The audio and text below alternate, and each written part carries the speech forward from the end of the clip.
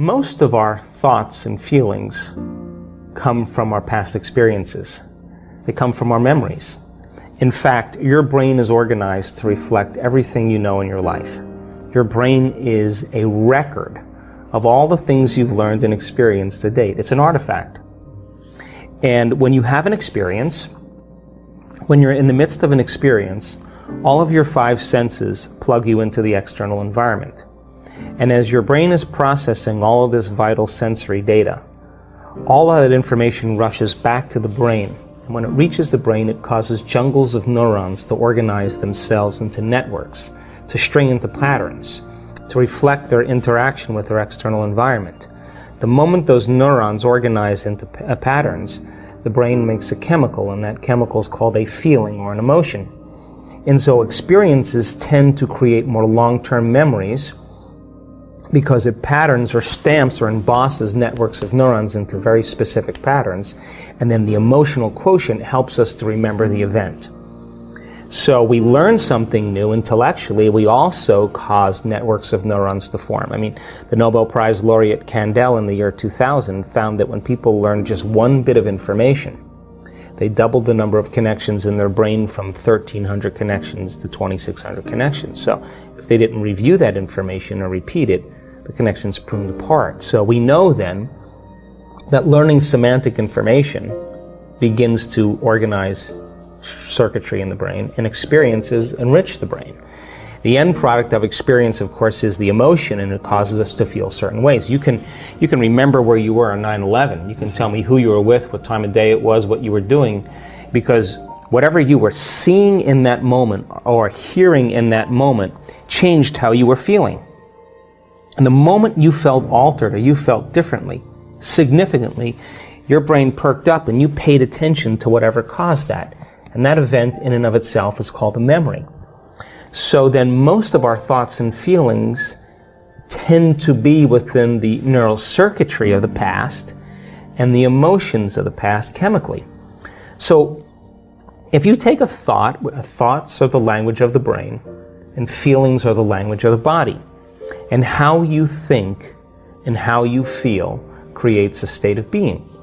So if you combine a thought and a feeling, a thought and a feeling, a thought and a feeling, and you have a series of good thoughts that are connected to a series of good feelings, that cycle of thinking and feeling creates what's called an attitude. If you have a series of negative thoughts that are connected to some pretty bad feelings, you'll say, I have a pretty bad attitude today. So if how you think and how you feel creates a state of being, then attitudes are just shortened states of being. You can feel good in the morning, you can feel bad in the afternoon. If you take an attitude, an attitude, an attitude, and you begin to string attitudes together, when you combine an attitude, an attitude, an attitude, you start to form what's called beliefs. Now, a belief is just a thought you keep thinking over and over again until you hardwire it in your brain. And because beliefs are based on past experiences, then the very boundaries of our beliefs are how we feel. And so when our beliefs get challenged, it typically doesn't feel right. I know from the research that we've done that the redundancy of thinking and feeling and feeling and thinking over time, for example, a person has an insecure thought, then they feel insecure. The moment they feel insecure, they think more insecure thoughts. They fire and wire more circuits in their brain to feel more chemicals of insecurity, and then once they're feeling insecure, they think more insecure thoughts, and they do this for over and over again. The redundancy and the repetition of that cycle over time conditions the body to subconsciously become the mind. Once the body becomes the mind, that's called a habit. Turns out that 95% of who we are by the time we're 35 years old are a set of habituations, unconscious thoughts, unconscious behaviors, unconscious emotional reactions that function like a subconscious computer program. So back to beliefs. An attitude, an attitude, an attitude are shortened states of being.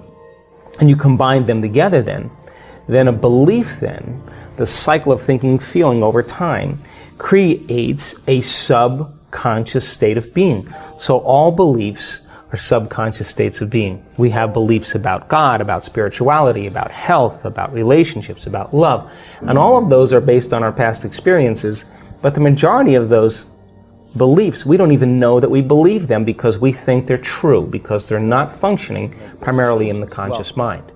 You have to get beyond the analytical mind, because what separates the conscious mind from the subconscious mind is the analytical mind. And that's where meditation comes in, because you can teach people through practice how to change their brainwaves, slow them down. And when they do that properly, they do enter the operating system where they can begin to make some really important changes. So most people then wait for crisis or trauma or disease or diagnosis. They wait for loss, some tragedy to make up their mind to change. And my message is, why wait? And you can learn and change in a state of pain and suffering, or you can learn and change in a state of joy and inspiration. And I think right now, the cool thing is that people are waking up. The stronger the emotional reaction you have to some experience in your life, the higher the emotional quotient, the more you pay attention to the cause. And the moment the brain puts all of its attention on the cause, it takes a snapshot, and that's called a memory. So long-term memories are created from very highly emotional experiences. So what happens then is that people think neurologically within the circuitry of that experience, and they feel chemically within the boundaries of those emotions. And so when you have an emotional reaction to someone or something, most people think that they can't control their emotional reaction. Well, it turns out if you allow that emotional reaction, it's called a refractory period, to last for hours or days, that's called a mood. I say to someone, hey, what's up? You say, I'm in a mood. Well, why are you in a mood? Well, I had this thing happen to me 5 days ago, and I'm having one long emotional reaction. If you keep that same emotional reaction going on for weeks or months, that's called temperament. Why is he so bitter? I don't know, let's ask him. Why is he so bitter? Why are you bitter? Well, I had this thing happen to me 9 months ago. And if you keep that same emotional reaction going on for years on end, that's called a personality trait. And so learning how to shorten your refractory period of emotional reactions is really where the work starts. So then people, when they have an event, what they do is they keep recalling the event, because the emotions of stress hormones, the survival emotions, are saying, pay attention to what happened, because you want to be prepared if it happens again.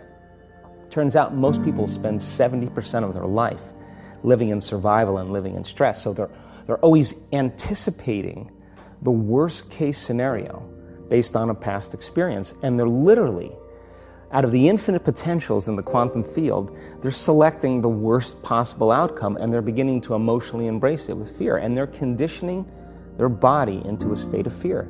Do that enough times, the body has a panic attack without you. You can't even predict it because it's programmed subconsciously. So then you say to the person, why are you this way? And they'll say, I am this way because of this event that happened to me 15 or 20 years ago. And what that means from a biological standpoint is that they haven't been able to change since that event. So then the emotions from the experience tend to give the body and the brain a rush of energy. So people become addicted to the rush of those emotions, and they use the problems and conditions in their life to reaffirm their limitation, so at least they can feel something. So now when it comes time to change, you say to the person, why are you this way?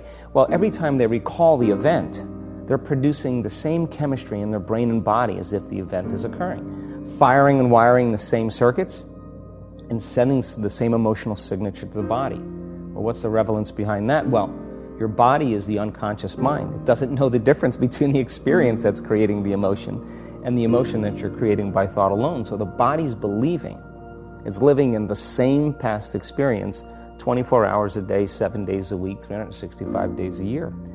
And so then when those emotions influence certain thoughts, and they do, and then those thoughts create the same emotions, and those same emotions influence the same thoughts.